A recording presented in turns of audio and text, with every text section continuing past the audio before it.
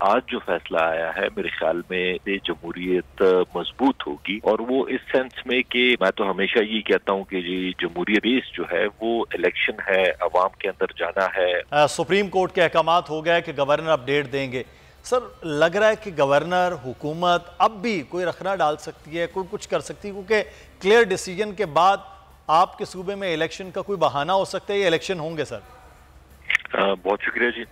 सबसे पहले तो जो आज सुप्रीम कोर्ट का डिसीजन आया है, इस मुल्क में बहुत से फैसले ऐसे आए भी हैं बदकिस्मती से जिनसे जमहूरियत कमजोर हुई है, और लेकिन ये आज जो फैसला आया है मेरे ख्याल में इससे जमहूरियत मजबूत होगी, और वो इस सेंस में कि मैं तो हमेशा यही कहता हूँ कि जी जमहूरियत की बेस जो है वो इलेक्शन है, अवाम के अंदर जाना है और अवाम से पूछना है, अवाम का हक है अपने लीडर या अपने रिप्रेजेंटेटिव मुंतखब करने का।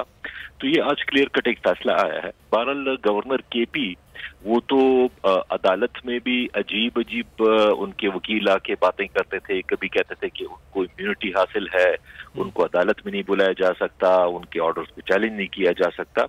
लेकिन आज तो सुप्रीम कोर्ट का क्लियर कट डिसीजन आया है। बात आपकी इस सेंस में ठीक है कि वो आखिरी वक्त तक कोशिश करेंगे इलेक्शन से भागने की, क्योंकि उन्हें क्लियर नजर आ रहा है कि इस वक्त जो सिचुएशन है, अगर अभी इस वक्त इलेक्शन होते हैं तो इंशाल्लाह जरूर इस पे तहरीक इंसाफ जीतेगी। और आज तो अदालत में यहाँ तक कहा गया है कि जी इन्होंने आईन की कॉन्स्टिट्यूशन को वॉयलेट किया है, डेट ना दे के इन्होंने कॉन्स्टिट्यूशन को वॉयलेट किया है। तो इस पे भी देखना पड़ेगा कि उनके ऊपर आर्टिकल 6 लगेगा या नहीं लगेगा। लेकिन बहरहाल इसके बाद तो अगर वो मजीद डिले करते हैं तो कॉन्स्टिट्यूशन की वॉयलेशन तो उन्होंने ऑलरेडी कर दी है। इसके नहीं सर, वो तो गुलाम अली साहब ये भी तो कह रहे हैं ना कि केपीके के हालात की, दहशतगर्दी की हालिया लहर भी हुई मुख्तलिफ अजला के अंदर, तो उस वजह से उन्होंने कहा कि मैंने ये कहा कि डिले इसको थोड़ा वो कर दिया जाए।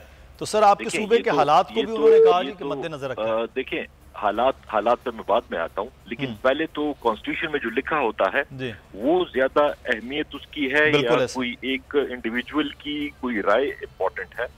उसमें जो कॉन्स्टिट्यूशन में लिखा हुआ है उसमें कोई ये नहीं लिखा हुआ कि जी आप अपने मशवरे दें, आप अपनी राय दें। इन्होंने सिर्फ डेट देनी है।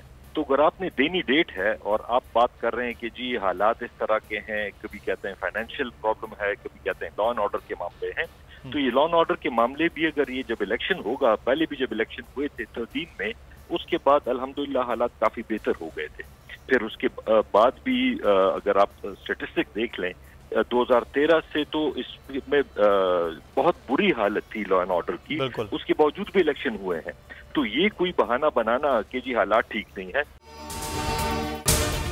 अगर आपको ये वीडियो पसंद आई है तो सब्सक्राइब कीजिए और बेल आइकॉन को प्रेस कीजिए।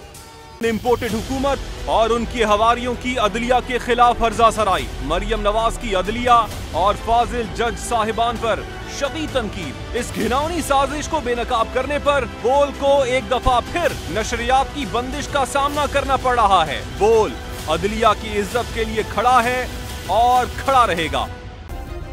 सब्सक्राइब करें और बेल दबाएं ताकि कोई खबर रह न जाए।